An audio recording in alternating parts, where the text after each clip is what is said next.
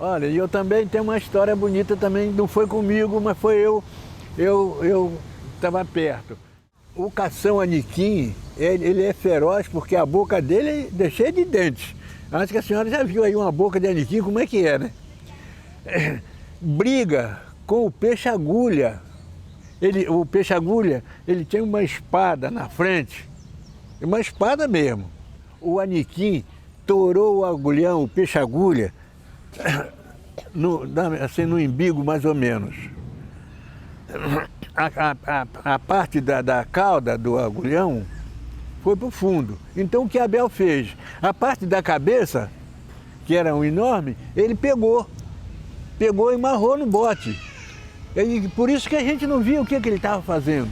O peixe estava amarrado. Então o aniquim vinha de raiva, dava aquelas bocadas naquele pedaço que estava amarrado, caía para o fundo. Moral da história, aí aquele pedaço do agulhão que o Abel pegou, aquilo foi para a lista dele.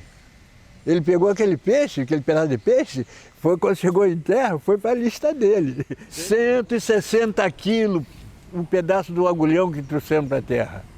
Já pensou que tamanho não era? Que tamanho não era o agulhão e que tamanho não era o aniquim? Então o motorista disse, criança, olha, era uma baleia, o aniquim era uma baleia. E ele teve coragem de assistir a brigar, pegar aquele pedaço de peixe, só que para ele, minha filha, foi para a lista dele, foi 150 quilos, não foi brincadeira.